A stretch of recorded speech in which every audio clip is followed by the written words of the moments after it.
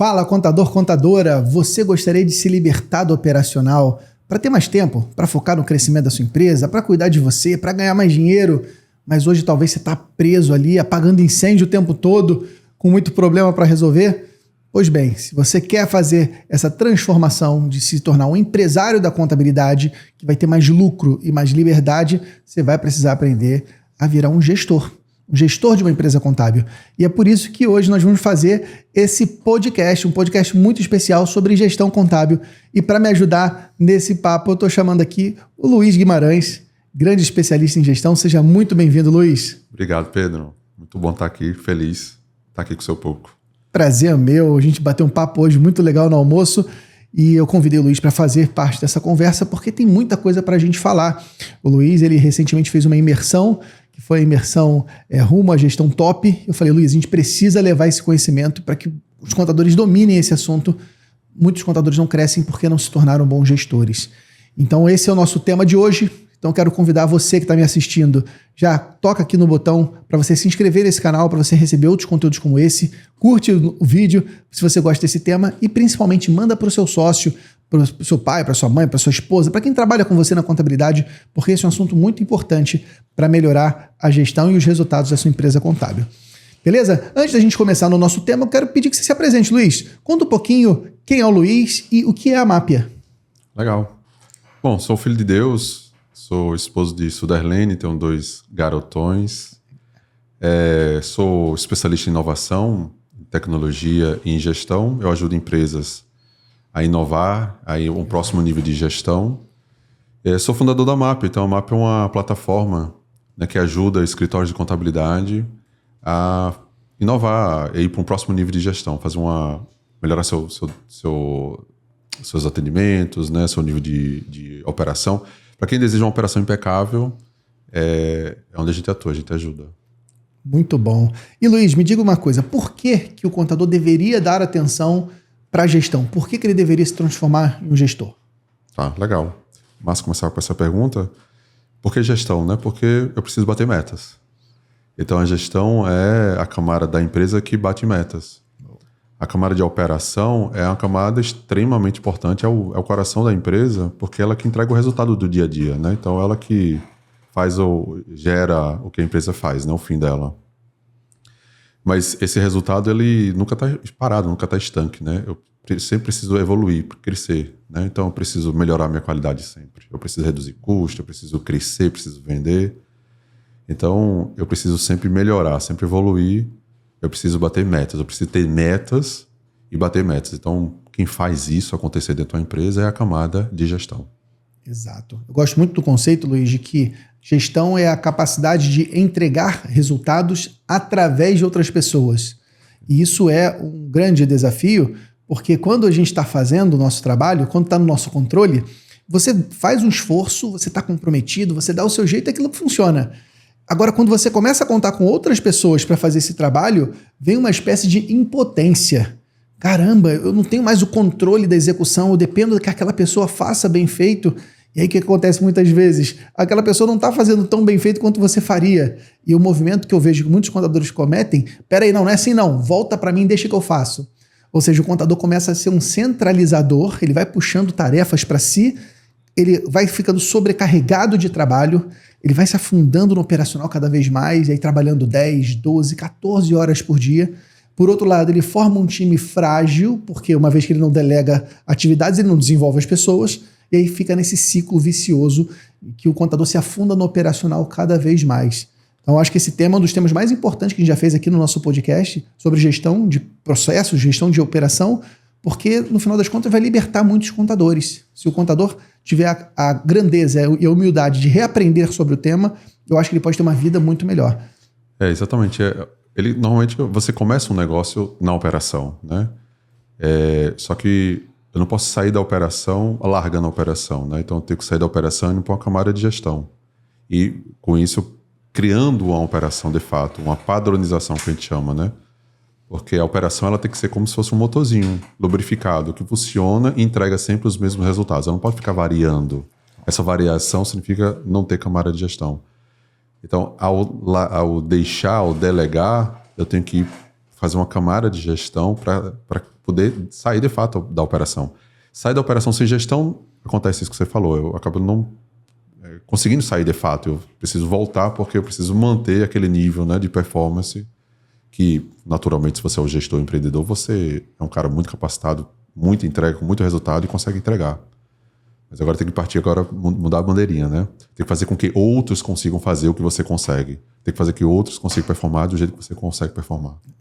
E aí eu acho que é um drive diferente, porque o contador, ele se forma, né? Inclusive a formação acadêmica, a faculdade, ensina o contador a ter um perfeccionismo, né? O contador lida com balanço patrimonial, que para toda origem tem uma aplicação e que você tem esse equilíbrio entre ativos e passivos. E se tiver R$1, 1 centavo a mais de um lado ou do outro, opa, tá tudo errado. O contador, ele se habitua a um perfeccionismo e ele quer tudo daquele jeitinho, do jeitinho dele.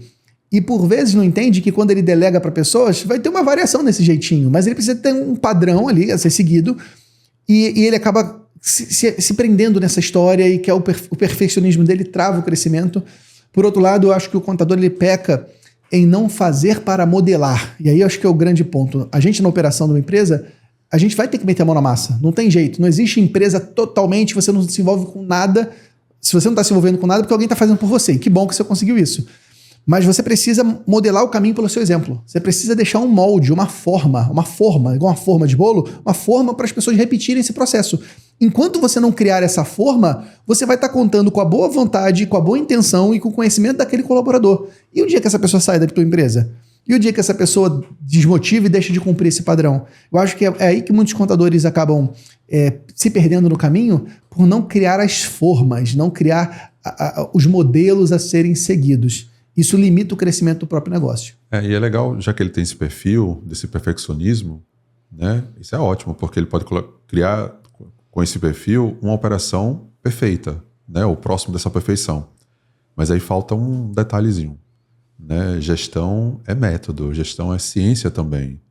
Então, gestão não é de qualquer jeito. Legal. Então, o contador, nessa migração de ser empresário, ele tem que aprender novas ferramentas, novas habilidades, né? E essas ferramentas são as ferramentas de gestão que muitas vezes a gente relega, né? Então, você fala muito sobre vendas, né? Vendas exige método para vender. A venda não acontece por sorte, né? Exige método ali. Quanto mais eu aplico o método, mais maior o meu resultado. Na gestão é a mesma coisa. Então, a gente acaba relegando muito a questão dos métodos. E tem muito método para aprender. E se bem aplicado com esse perfil perfeccionista, então a operação dele vai ser impecável. Total. E nesse sentido, Luiz, o que o contador precisa dominar desse método? Se fosse possível você trazer uma caixa de ferramentas assim do basicão, o que o contador deveria ter para poder gerenciar bem sua empresa? Tá.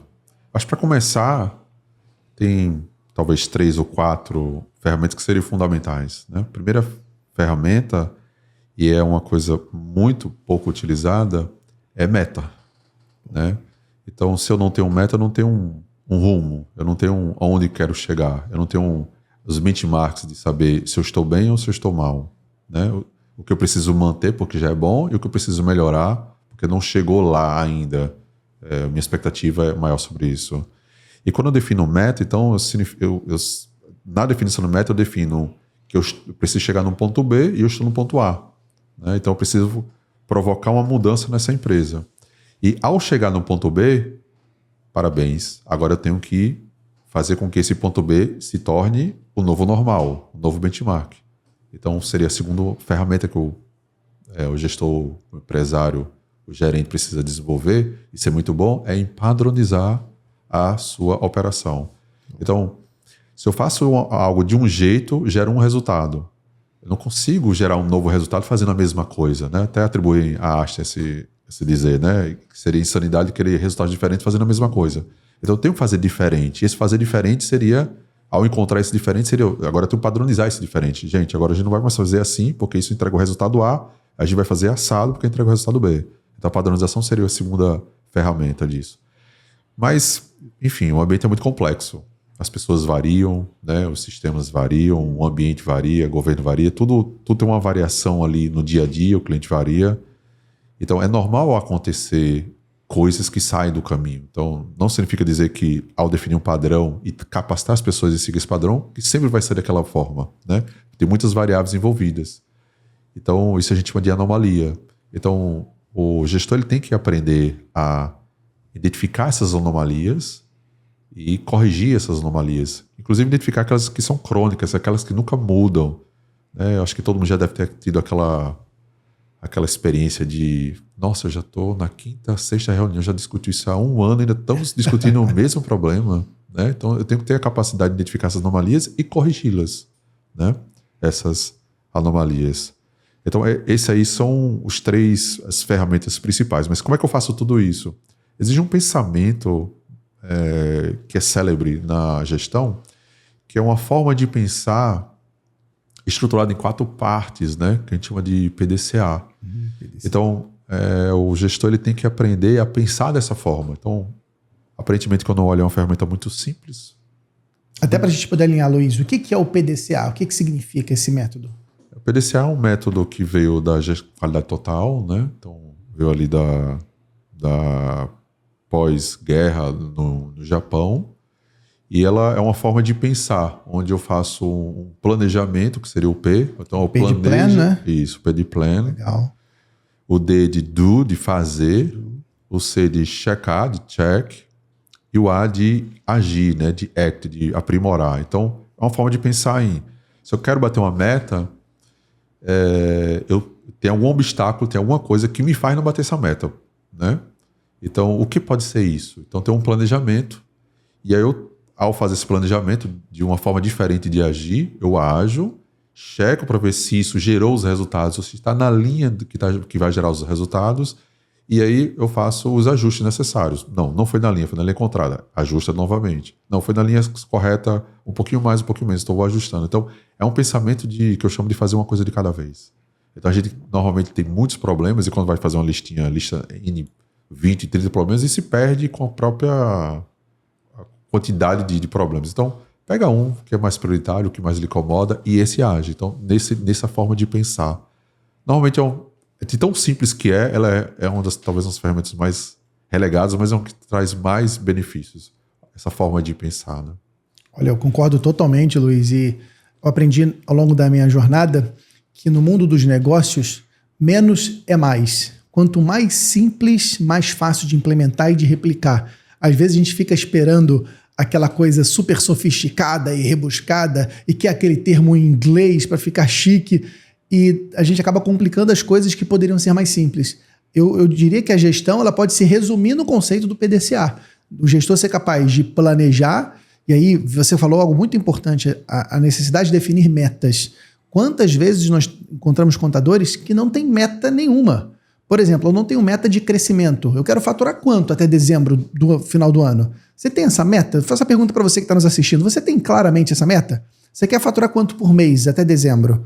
Se você não tiver clareza dessa meta que você quer alcançar, você não sabe se você está na direção dela. Você não sabe se você está na velocidade que você deveria fazer. Se você está mais rápido, mais devagar.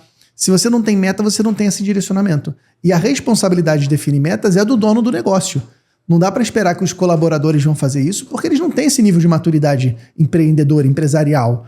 E aí o planejar é você definir meta, que é onde eu quero chegar, definir método, que é como eu vou chegar lá, qual o caminho. Existem vários caminhos. Por exemplo, na contabilidade você pode chegar lá comprando outras empresas contábeis, é um caminho. Eu posso chegar lá conquistando clientes através de prospecção ativa, eu posso fazer através de evento, eu posso fazer através de parcerias, eu posso fazer pelo marketing digital. Veja que existem vários caminhos para chegar na mesma meta, percebe? Você tem que definir qual caminho. Não dá para você esperar que o teu funcionário vai definir. Você tem que definir.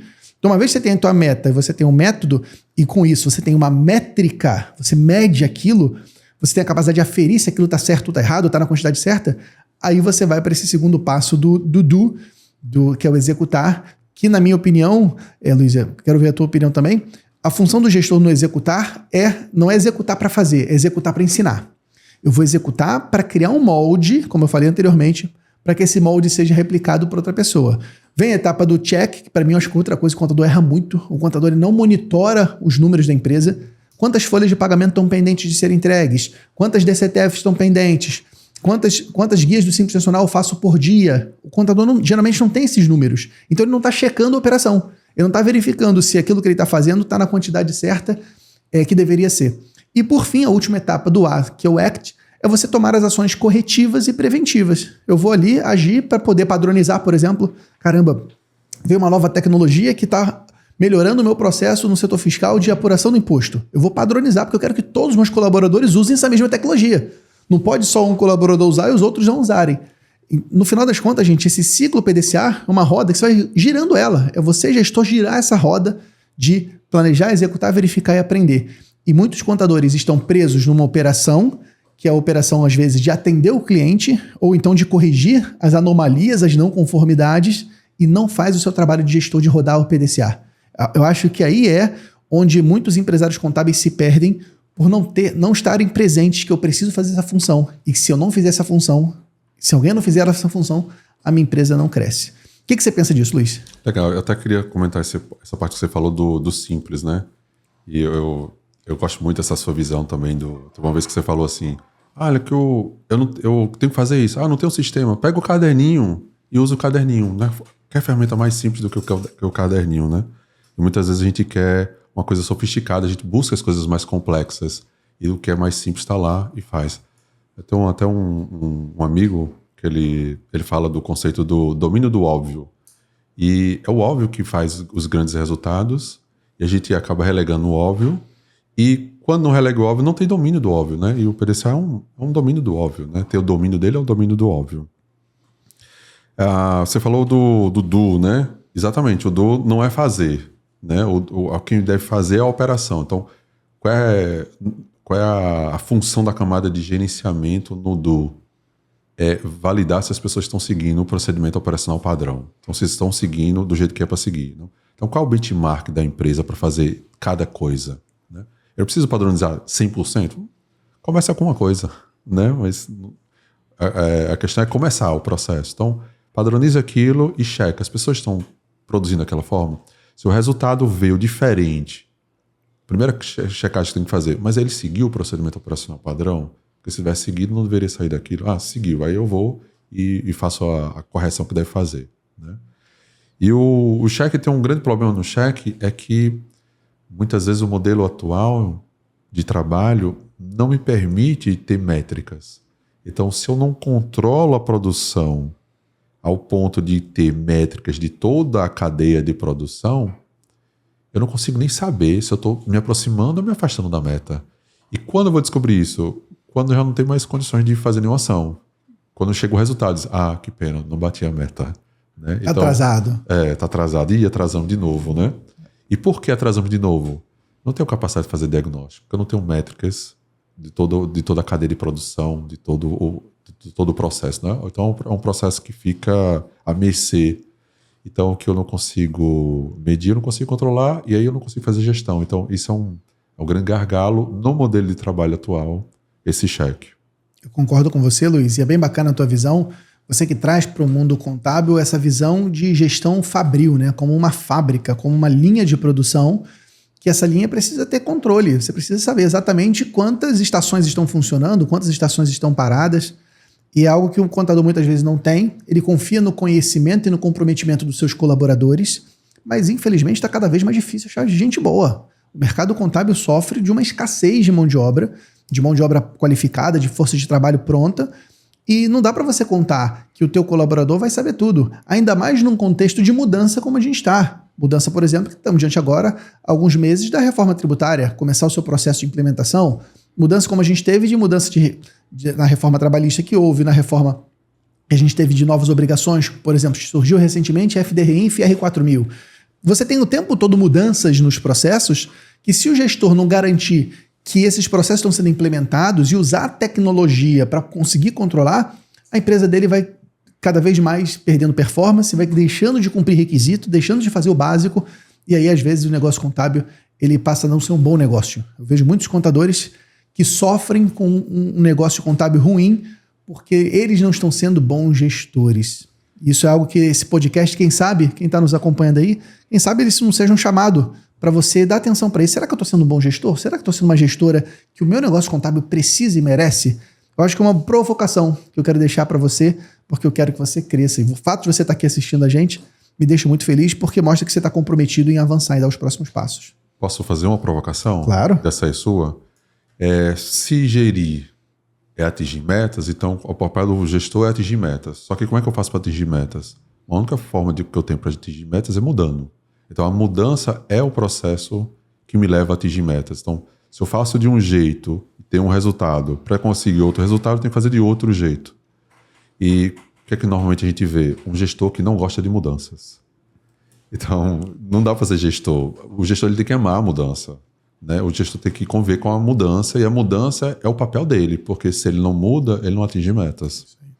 Isso é uma reflexão bem profunda, porque no final das contas, se a tua empresa está nesse patamar e ela quer ir para o próximo patamar, você só vai alcançar esse próximo patamar quando você mudar. Então é primeiro uma mudança do gestor, inclusive no seu comportamento, na sua mentalidade, que essa mudança do gestor desdobra na sua equipe e desdobra nos seus processos, e uma vez que você tem pessoas e processos alinhados, esse time vai para o próximo degrau. Então, enquanto o gestor não mudar, ele não muda a organização. Então, é um processo bem interessante de ver a importância, inclusive, do gestor, do líder nessa história, né? Como o líder, e que muitas vezes nas empresas contábeis o líder é o dono do negócio, é você, empreendedor contábil, como a sua postura, a sua mentalidade, a sua execução, elas são cruciais. E o que eu vejo, eu tenho oportunidade, Luiz, de conviver com alguns dos maiores empresários contábeis do Brasil, contadores que fazem parte do grupo do Master, que é esse grupo que reúne contadores que faturam acima de 3 milhões de reais por ano. Hoje, no Brasil, cerca de 2% dos contadores faturam mais do que isso. Então, é um grupo bem exclusivo de grandes contadores. E, para mim, fica muito claro que todos esses grandes contadores são pessoas que estão em constante mudança. Elas estão mudando, aprendendo coisas novas, reaprendendo coisas que elas já sabiam e aprendem de um novo jeito. E quando eu vejo os contadores que não crescem, às vezes são contadores que estão com a cabeça muito fechada, com a visão muito travada, e por isso não crescem, porque estão avessos à mudança. Perfeito. E a empresa ela tem duas grandes camadas, né? Uma camada de operação e uma camada de gestão. Bom. A camada de operação é aquele motorzinho que não pode parar, porque ela é que gera o resultado. Tem que ser lubrificado, tem que funcionar bem, né? De forma fluida. Mas tudo está em mudança, né? Então, os clientes mudam, os concorrentes mudam, o governo muda, o cenário muda, tudo está em mudança. Então, se eu continuar fazendo a mesma coisa sempre, uma hora eu vou morrer. Então, é necessário uma camada de gestão para fazer essas mudanças.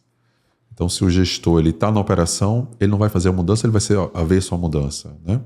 E ele estando nessa camada de gestão, ele tem que ter os métodos e as ferramentas adequadas para fazer a mudança. Porque se ele mudar demais ou mudar errado, o motor que deveria funcionar e ter um certo desempenho não vai ter, né? Então, ele vai acabar perdendo pessoas, vai acabar perdendo clientes.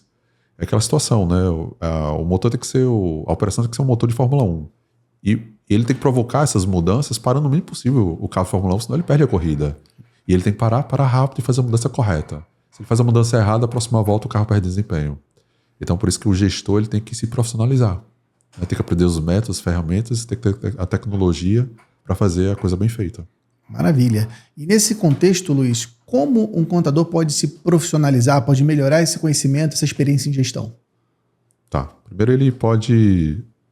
Bom, ele tem uma tarefa para fazer, como você falou, com ele mesmo, né? E tem uma tarefa que ele tem que fazer na operação dele, no negócio dele, né? Talvez o primeiro passo, Pedro, eu acho que eu vejo que tem mais dificuldade é ele compreender que ele precisa aprender algo novo, né? Então, ele passou anos na faculdade, fez várias pós-graduações na área técnica dele, e perfeito, ótimo, maravilhoso, mas da mesma forma que ele investiu muito tempo na área fim, ele também tem que investir na informação e educação para a gestão. O resultado não vem por sorte, né? É método que gera esse resultado. Um segundo ponto que eu vejo que é bem importante é a clareza, né? Muitas vezes a gente define metas erradas porque a gente não sabe onde está e não sabe nem para onde vai. Muitas vezes a gente corre, mas para a direção errada, né? Então é sempre muito importante a gente ter clareza e sempre buscar um nível de consciência do que a gente quer, para onde a gente vai. Quais são as minhas fraquezas e minhas forças, né? Se eu agir demais nas minhas fraquezas e não potencializar as minhas forças, por exemplo, eu estou perdendo muita eficiência, muita energia, né? E tem um olhar também que eu tenho que fazer um negócio, né? Para a empresa. Às vezes o modelo de trabalho da empresa dificulta muito o processo de gestão, né? Por exemplo, puxando para essa questão de clareza, né? Às vezes o modelo de trabalho, a forma como eu estruturei, inclusive de organização, me dificulta muito fazer gestão, né? Eu costumo dizer que, trazendo essa clareza, essa consciência, que a empresa contábil, na verdade, são 3 empresas dentro de uma, né? Isso é uma intenção de clareza, né? E, Luiz, quais são essas 3 empresas dentro de uma? Eu costumo dizer que dentro do escritório contábil tem uma fábrica que todo mês tem que produzir, é aquela corrida de 100 metros no meio de uma maratona, acabou de produzir, começar de novo. Tem que ser com muita eficiência, muita produtividade, né? Muita qualidade, e para cumprir os prazos, né, que são necessários. A segunda empresa já é uma área que não tem muita previsibilidade. Enquanto a fábrica tem uma previsibilidade, né, eu tenho que produzir sempre aquelas coisas, né, eu sei quando eu tenho que produzir, eu consigo fazer um planejamento prévio dessa produção. Essa segunda área não. Essa segunda área, inclusive, é uma área mais próxima do cliente, que a gente chama de área de serviço, né, uma área de atendimento ao cliente. Então, por que essa área não tem previsibilidade? Porque depende da demanda do cliente. Eu não sei quantas rescisões vão ser solicitadas hoje, né? Quantos afastamentos, se alguém vai pedir um parcelamento de tributo, enfim. Então, essa área ela que tende a tirar as dúvidas do cliente, tende a dar suporte ao cliente nos seus problemas, nas suas dificuldades do dia a dia, né? E é quando o cliente mais dá valor, porque naquele problema que você atende, que eles, nossa, que legal, né? Foi como foi disponível, foi como foi rápido. E atende as solicitações do dia a dia quando elas vierem. E quando eu faço essa solicitação, eu quero que esse serviço seja o mais rápido possível, né? Porque sempre quando eu peço, eu quero urgência na hora do atendimento, né? E aqui é uma outra pegada, né?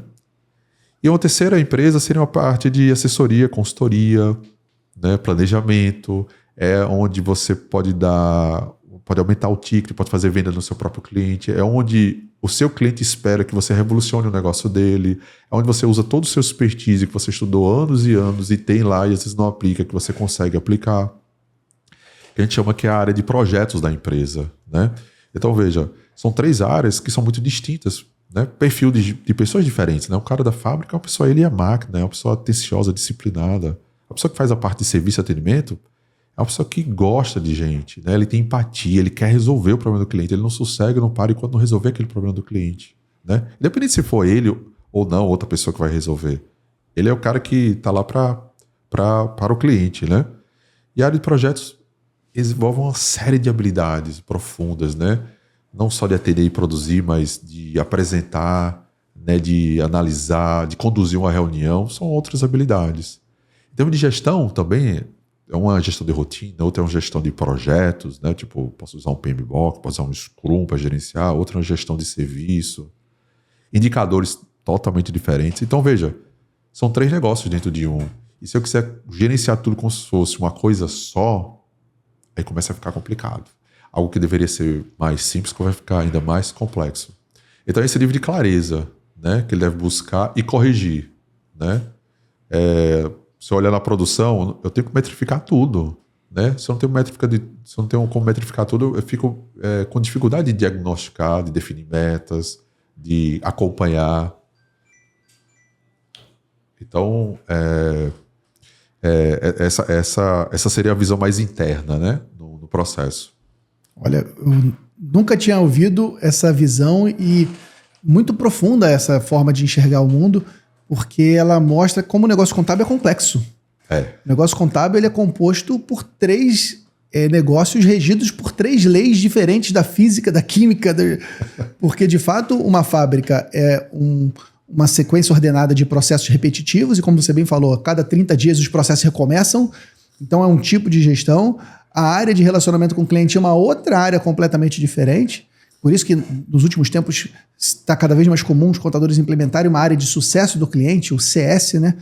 Que essa área de sucesso do cliente ela cuida de um relacionamento mais humanizado, um relacionamento com mais empatia, com mais simpatia, com mais proatividade. E uma outra área de projetos que é interessantíssima essa visão, que é projeto porta para fora, de implementar tecnologia nos clientes, de implementar novos métodos e tecnologia porta para dentro, porque essa fábrica precisa ser atualizada.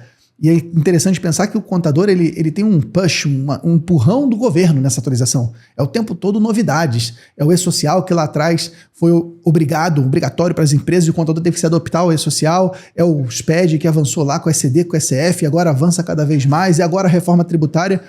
Então isso mostra como empreender na contabilidade é desafiador e talvez justifica porque tão poucos contadores crescem. Porque esses contadores eles precisam desenvolver essas competências de processos, de relacionamento, de projetos, e que fazer tudo isso sozinho é muito difícil. Inclusive tem um dado interessante, uma pesquisa que nós fizemos no Master, que mostra que as empresas contábeis maiores elas têm mais sócios. E essa correlação entre o número de sócios e faturamento, ela se mostra justamente nesse momento. Pô, peraí, se eu tenho mais sócios, eu tenho mais empreendedores ali dentro construindo, eu posso dividir essas funções. Eu posso colocar um sócio mais focado na fábrica, porta para dentro. Eu posso colocar um outro sócio mais focado no relacionamento, vendas, no porta para fora. Eu posso colocar um outro sócio mais focado no desenvolvimento de tecnologias.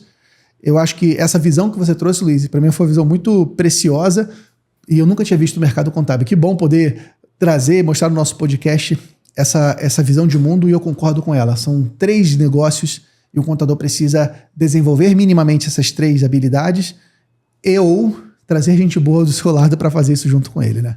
E o legal é que você consegue usar isso para as pessoas, né, em prol delas, né? Então você consegue utilizar melhor as pessoas, você consegue identificar melhor essas pessoas, consegue desenvolver melhor as pessoas. O processo de desenvolvimento ou de crescimento das pessoas não deveria estar ligado assim, ou eu sou operação ou eu sou gestão. Né? Por exemplo, nem todo mundo quer gestão, gosta de gestão. Né?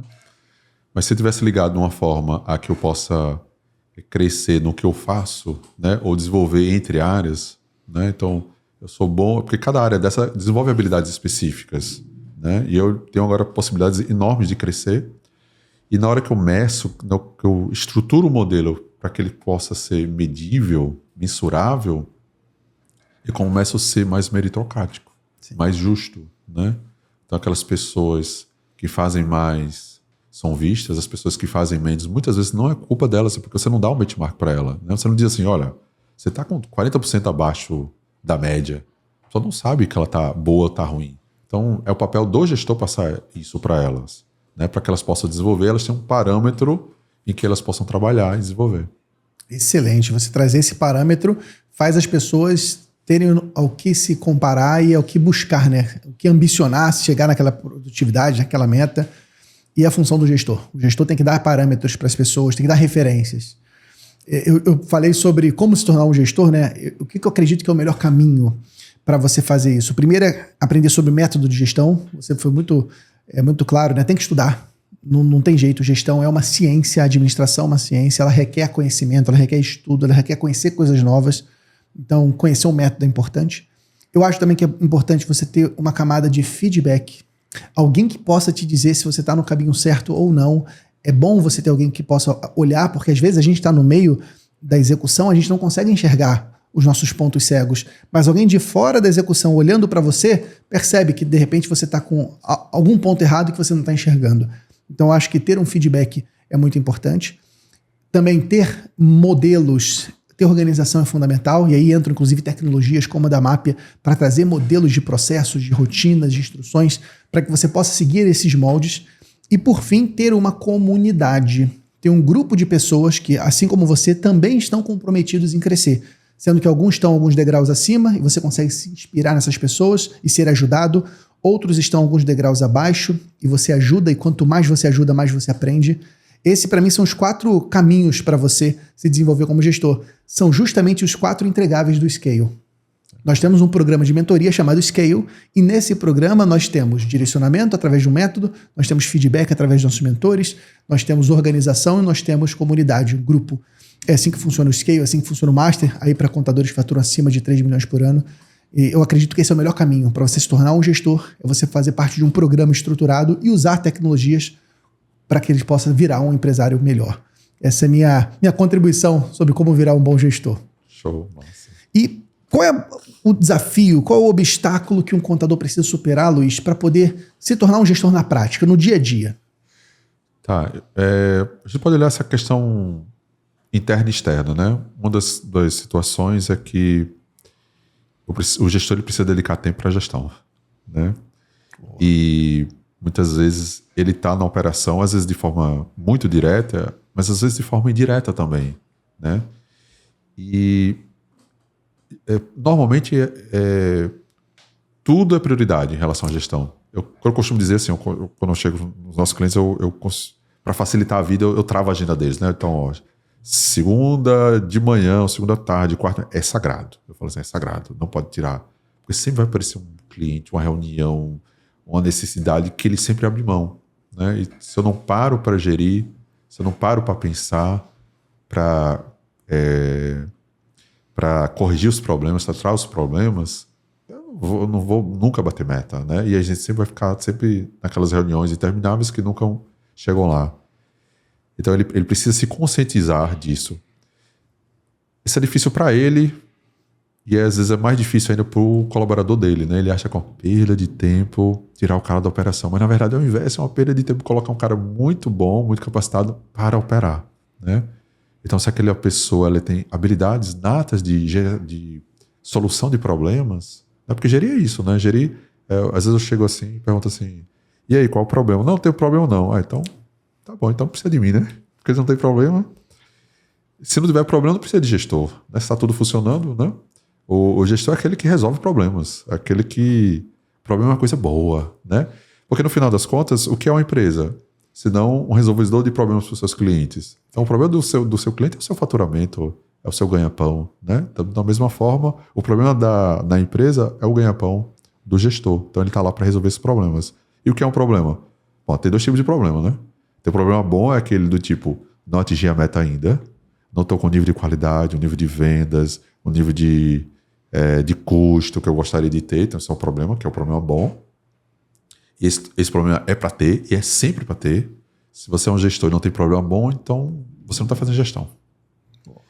E tem um problema ruim. O problema ruim é aquele que, poxa, deveria estar assim, não está, né? Deveria ter esse resultado, não tem. Esse padrão, ou deveria ter o padrão, ou esse padrão deveria estar gerando isso e não está. Aí esse problema é um problema que não deve existir, ou deve existir o mínimo possível, né? Que é o que a gente chama de anomalia, que o gestor tem que tratar o mais rápido possível e resolver para que isso não exista. E ficar, basicamente, com os problemas bons.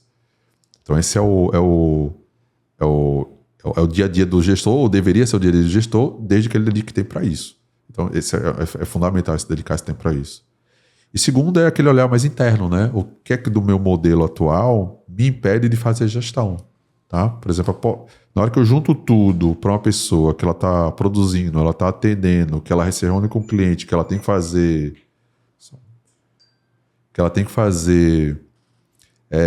projetos, né? Tem que fazer análise, tem que fazer relatórios. Aí fica difícil, né? Gerir. Eu não consigo saber ou passar feedback para ela sobre o resultado dela, né? Se eu não metrifico toda a cadeia de produção, mas só metrifico o resultado, se aquilo saiu ou não saiu, se aquilo ficou pronto ou não ficou pronto, e se foi entregue para o cliente, poxa, mas como é que eu vou saber como melhorar minha produtividade? Ou por que isso está saindo tão tarde? Ou por que, poxa, isso aqui está saindo dia X, mas eu queria que saísse dia Y, mas por que isso está acontecendo? Eu não consigo ter isso, né? Então ele tem que resolver questões do modelo dele, e aí precisa promover mudanças para isso, para que ele consiga fazer essa gestão, né? Uma coisa de cada vez nessa evolução.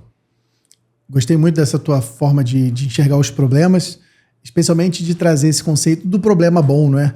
Porque às vezes a gente pensa que problema é só aquilo que tá tudo errado, eu preciso corrigir, mas quando você tem o objetivo de chegar num novo patamar, isso é um problema bom que eu preciso alcançar.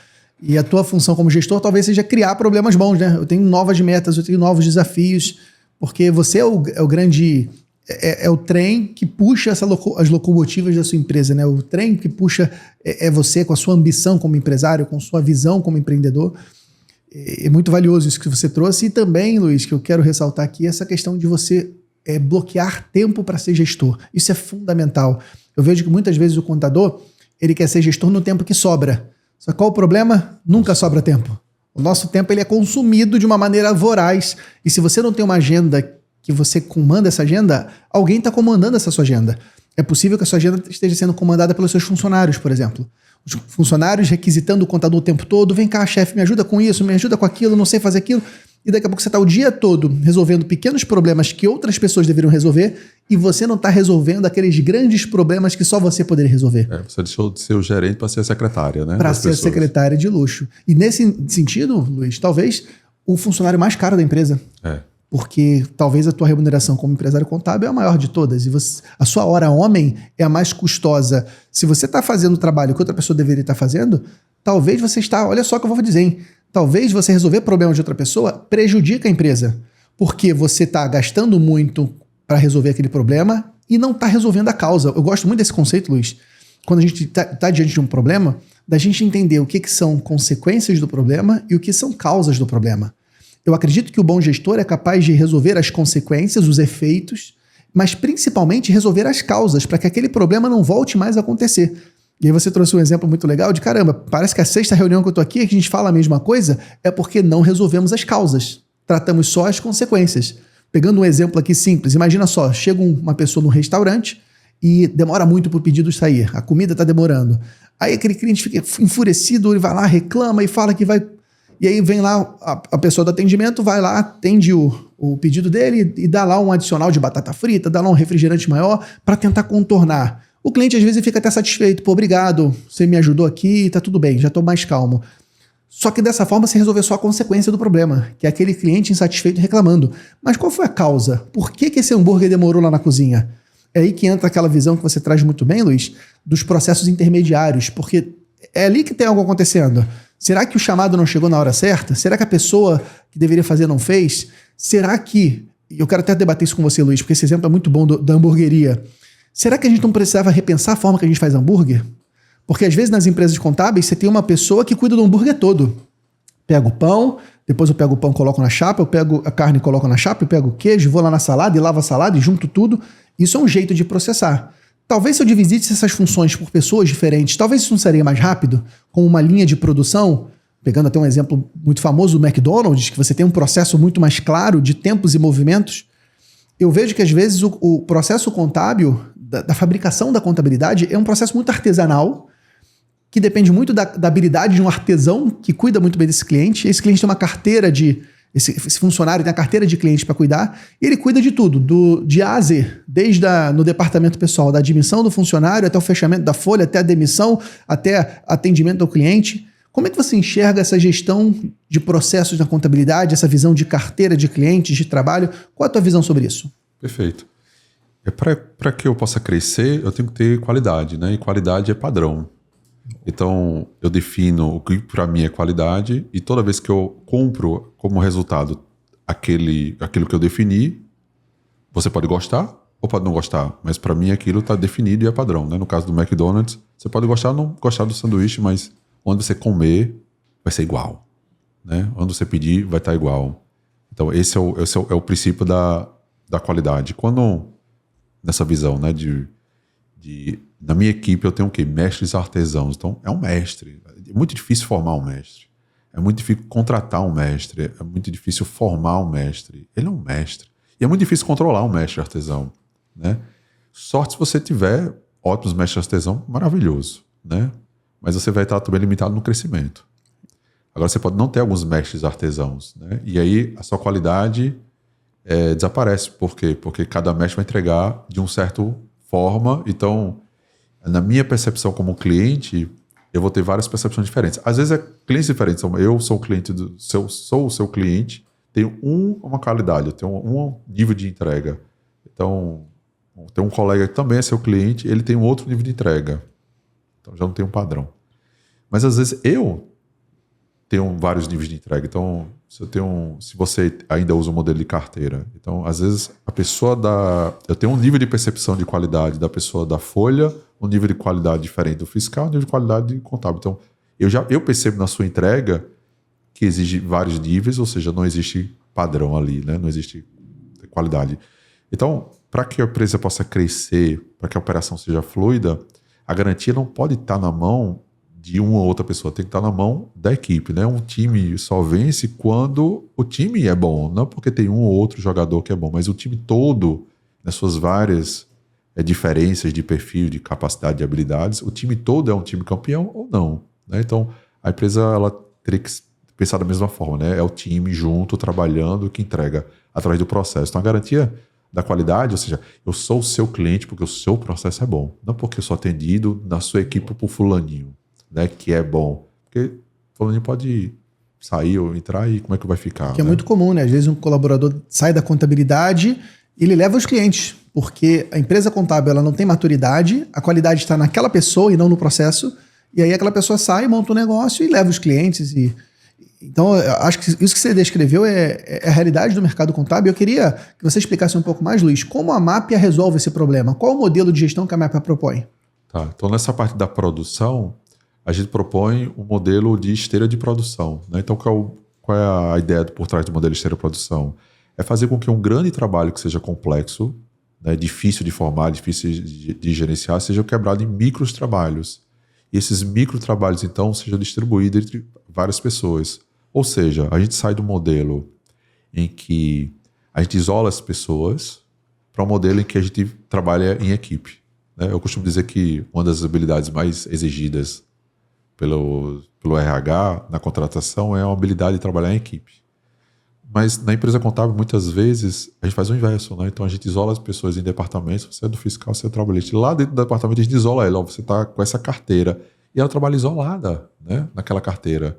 E aí se o funcionário sai, se afasta por qualquer motivo, você perdeu todo o conhecimento, né? Todo o conhecimento. E aí o cliente, meu Deus, eu já não falei para você que tem aquela particularidade, mas estava com ciclano, todo esse desafio com essa gestão isolada. E elas são diferentes e cada um tem habilidades que podem contribuir uma com as outras, né? Então eu consigo sinergia na hora que eu consigo trabalhar, fazer com que todo mundo trabalhe em equipe, trabalhe junto, né?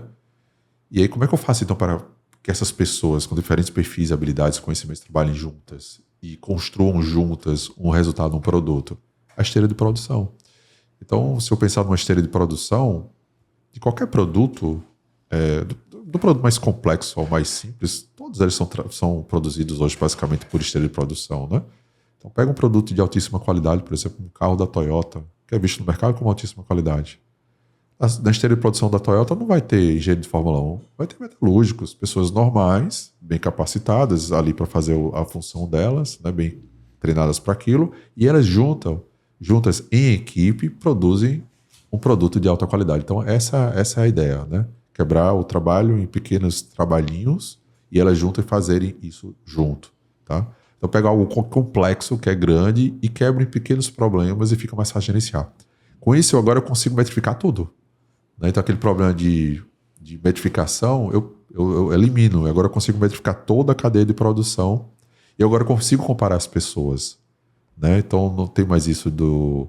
É porque no modelo de gestão de carteira, a unidade comum é a carteira.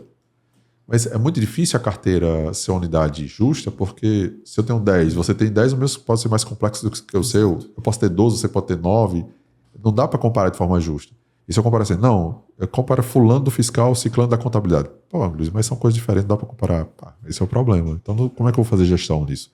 Então, na hora que eu coloco todo mundo em uma esteira de produção, a estação é a unidade comum de comparação. E normalmente é um trabalho de 30 minutos, em média. Então agora todo mundo é comparável, eu consigo passar feedbacks para todo mundo, benchmarks para todo mundo, e todo mundo consegue crescer. Todo mundo quer fazer o seu melhor, né? Todo mundo gosta de trabalhar em algo que seja motivante, que tenha meta, que assim, nossa, conquistei algo. Mas a gente às vezes falha em passar isso, né? Em passar essas metas, essa motivação. E aí exige que elas trabalhem, que sejam super motivadas, sejam produtivas. Mas isso é um trabalho do gestor de dar essa motivação, de olha, você está construindo algo, olha, tem uma meta, de, olha, massa, vamos comemorar que a gente conseguiu bater essa meta, né? E gerar essa motivação.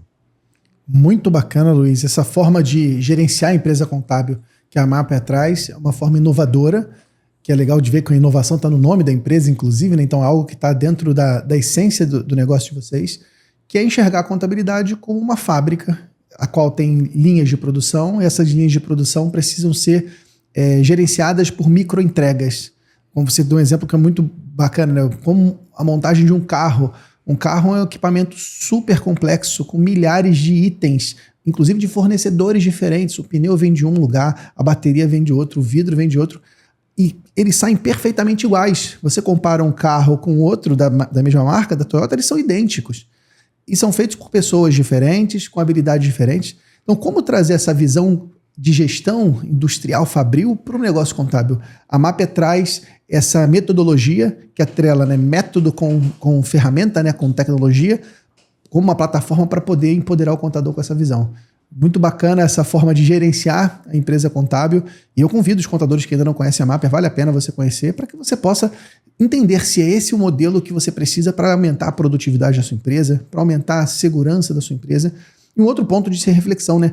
Em tempos que está tão difícil contratar força de trabalho, bons profissionais, quanto mais detalhado forem essas atividades que a Mapper traz através de estações de trabalho, menor dependência você tem de funcionários. Porque você consegue preparar e formar esses funcionários para aquela estação de trabalho específica e não ficar contando que eu quero um analista fiscal que faça comércio, serviço, indústria, simples nacional, lucro presumido, lucro real, regime especial de tributação. Cara, como tá difícil achar esse profissional? Imagina só com a reforma tributária que vai deixar isso ainda mais difícil. Você esperar esse super-homem ou esse mestre artesão que você falou, sua empresa não vai crescer. Você vai ter uma empresa contábil que vai ser sempre vítima das pessoas que estão disponíveis para você. E quando o correto é você ter uma fábrica de contabilidade, um negócio, né? Essa parte do negócio contábil que consiga ser replicável, que outras pessoas comuns, mas pessoas comprometidas consigam fazer um bom trabalho. Então, muito bacana essa forma de gerenciar negócios contábeis que a Mapper traz. E legal que ele acelera o onboard das pessoas. Então, com muito poucos dias, a pessoa já está ajudando na produção, porque é fácil aprender uma estação de 30 minutos, é fácil padronizar essa estação, então é fácil definir um POP daquela estação, facilmente eu aprendo, facilmente eu replico, e eu vou aprendendo de estações em estações, um pouquinho, cada ciclo eu aprendo 1 ou 2 estações a mais.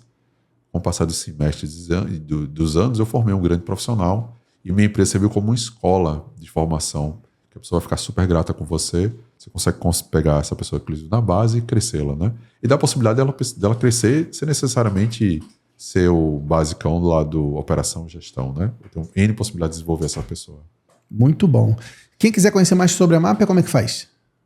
Pode acessar o nosso site, www.mapper.ai, ou o nosso Instagram, mapper.ai. Lá tem informações, tem o nosso número do WhatsApp, tem os vídeos explicativos. Bacana, muito bom. Olha, esse foi um papo que, para mim, Luiz, não lembro de um outro podcast contábil falando de gestão de maneira tão profunda como a gente está falando. Eu acho que nós trouxemos conceitos muito avançados de enxergar o negócio contábil como 3 negócios, um de processos fabril, um de relacionamento com o cliente, um de projetos. Falamos sobre a importância do gestor nessa área, novas formas de gerenciar a empresa contábil, não só como carteira de clientes, mas como microserviços, como pacotes, né, de entregas menores, como essas estações de trabalho. Estou muito feliz de ter feito esse podcast com você, meu amigo, e quero pedir para você mandar uma mensagem de encerramento. Estamos chegando no final do nosso podcast. Uma mensagem para os contadores que estão nos acompanhando. Dá sua mensagem para eles. A mensagem é que não deixe de sonhar, né? A gente percebe que muitos deles até tiram o pé do acelerador com medo de crescer, pelo risco de crescer. Então, é aquilo que a gente falou, né? O domínio do óbvio, assim. Às vezes a solução para o nosso problema está em outra área, está em outro segmento. Já foi resolvido por um outro segmento, outra área, só que a gente não viu. Às vezes a gente está tão fechadinho no nosso mundinho, né? E a gente não olha para novas oportunidades, né? Então isso está disponível, né? Isso é possível, né? E que busque crescer, desenvolver, aprender sobre gestão. É uma área maravilhosa. Invista nisso, tempo, invista nos seus líderes, que a mudança está aí, né, Pedro? Na hora que eu tenho essa capacidade, as metas vêm e elas são batidas e são cumpridas. É isso. Muito bom. Quero agradecer, Luiz, por você estar comigo nessa tarde. Foi incrível poder bater esse papo com você. É gostoso, né, o papo? Muito legal. É um papo que a gente consegue fazer por muito mais tempo. E essa tua reflexão de sonhar, eu acho que ela é perfeita, né? Enquanto a gente não sonhar, não ambicionar um futuro melhor, a gente não consegue mover as pessoas ao nosso redor. O negócio contábil ele é diretamente ligado ao tamanho do sonho do contador. Então, se você quer ter um grande negócio contábil, você tem que sonhar grande. Agora, sonhar de olhos abertos, sonhar acordado, sonhar olhando para as metas, sonhar e se preparar para cumprir aquele sonho, ser merecedor do seu sonho. Eu acho que tudo isso faz parte de um empreendedor E é muito bom na contabilidade agora a gente ter esse tipo de assunto na pauta, né? Até pouco tempo atrás, Luiz, os eventos contábeis só falavam do assunto técnico. O E-Social tá chegando aí, FDREINF, a conformidade, a DCTF. Cara, esse assunto é importante, mas existe uma camada de gestão que se você não desenvolver, você não vai ter o cliente para atender, você não vai conseguir crescer. Então que bom poder fazer esse bate-papo com você, estou muito feliz e saber que a Mapia é uma das grandes empresas que está com a gente lá no Contabilidade Consultiva ao Vivo, que é o nosso evento presencial, que a gente faz uma vez por ano. E lá, nesse evento, os contadores são apresentados às empresas mais comprometidas com o mercado contábil, as empresas que realmente inovam e trazem coisas boas para o mercado, como a Mapia está trazendo esse método de gestão e tecnologia. Obrigado, meu amigo, por você estar aqui. Um prazer poder estar com você aqui na minha terrinha, no Espírito Santo. Foi ótimo. Muito e a gente bom. vai se ver em breve. E você, contador que está nos acompanhando, obrigado por você ficar até aqui. Isso mostra, mais uma vez, quero dizer, te parabenizar como você está comprometido com o seu crescimento. Parabéns por isso. Eu quero te convidar a você continuar com a gente. Então, se inscreve aqui no YouTube para você receber mais conteúdos sobre esse assunto, sobre gestão e crescimento. Curte aqui o vídeo, é muito importante seu feedback para saber se você gostou desse tipo de conhecimento. E manda para o seu sócio, manda para os seus gestores, manda para quem te ajuda nesse sonho de empreender na contabilidade, porque eu tenho certeza que esse papo de hoje pode ser um primeiro passo para você crescer ainda mais na contabilidade. Eu espero te encontrar no próximo vídeo e quem sabe a gente se encontra, inclusive com o Luiz, lá no Contabilidade Consultiva ao Vivo. É isso. Avante!